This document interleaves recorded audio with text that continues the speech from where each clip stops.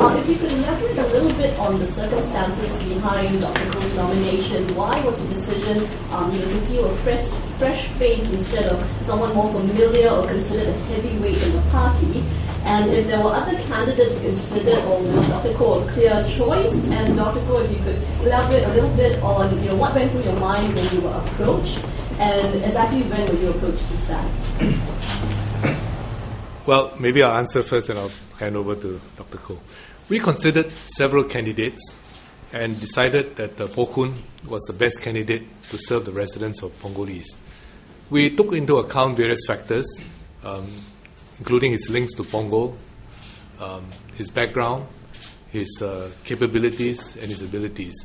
And we looked at the qualities he has shown throughout his career, in his national service, his voluntary service, and we felt that he was a good candidate. We promised to look after the residents of Punggol East well, and we want to fulfill that promise, and we've looked for a good candidate whom we feel is a good fit and will serve the residents here for many years to come. And we hope that the residents here will warm up to Poh Koon and give him their support, allow him to serve them for many years to come. Well, I was approached actually within the last 1 month.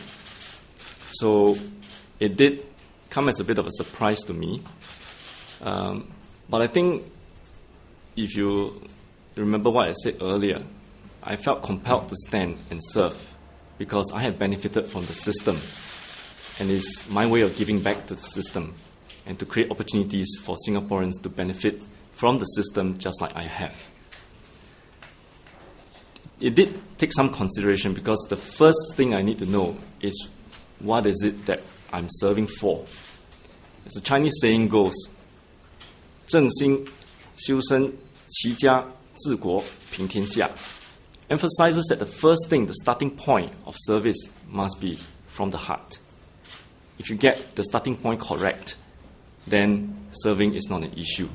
So I had to internalize within myself my motive for serving. And as you heard what I said earlier, it really was to want to create opportunities for Singaporeans to also benefit from a system of good governance.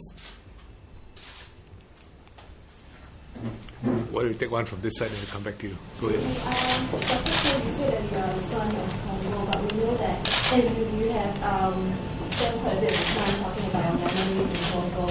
We know that a large part of Punggol East SMC is actually in Sengkang, and many of the residents here are actually young families who moved from other locations. So how are you going to make them feel that you're part of this community as well? Well, I think being a part of the community is not about just having shared memories, but I think it's about giving opportunity to engage them. I think the first thing to do would be to understand their needs and to want to try and meet those needs as far as possible. So being young families, just like me, I think we all face the same struggles and the same challenges. Being the heartlander myself, I think I do empathize with a lot of things they have to go through as well. So I think that would be a very common ground for us to connect to one another. Good. Again, a question for you. So how will you position this by-election? I mean, would it be a local election or at the national level? Do you think there are any issues that might impact the by-election? Well, what issues weigh on the voters' minds, I think the voters themselves will decide. What we want to do is to fulfill our promise, which is to offer the best candidate that we can find to serve the voters here. That was our promise to them. We have looked hard for a candidate for them. And we believe that Dr. Koh will be able to serve them in the constituency here, represent them in Parliament, and also contribute his ideas, capabilities and experience to the wider sphere of making policies and programs that are meaningful, not just for Punggol East residents, but for residents in Singapore as a whole.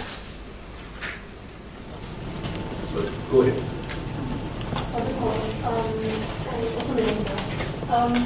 How is one overcome the fact that you have less time to actually get to know the grassroots leaders and activists?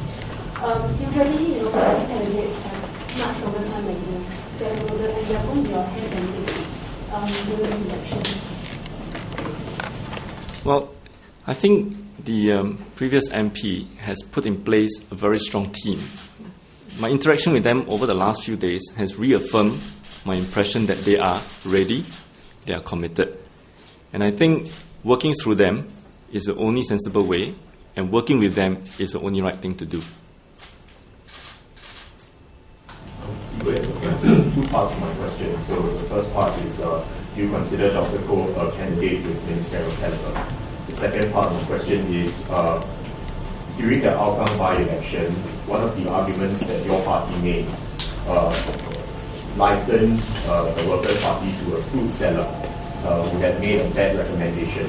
And therefore, a new recommendation made by this fruit seller should not be taken as seriously. This argument can now be turned around and used against you in this by-election. So what would your reply be to that?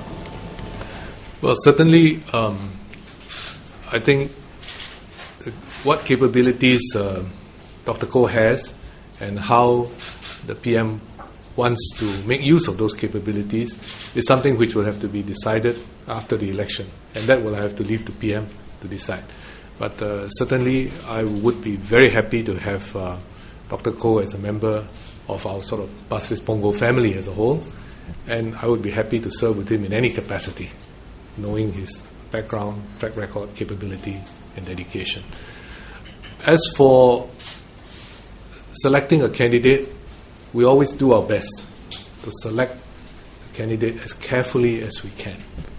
But no selection process is perfect. And I think that we want to put forward Dr. Koh as a good candidate. I think you can see from his record the kind of person that he is. He's well respected by his colleagues. He's well appreciated by patients and the families. And we hope that he will be able to bring his abilities and commitment to serve the residents here.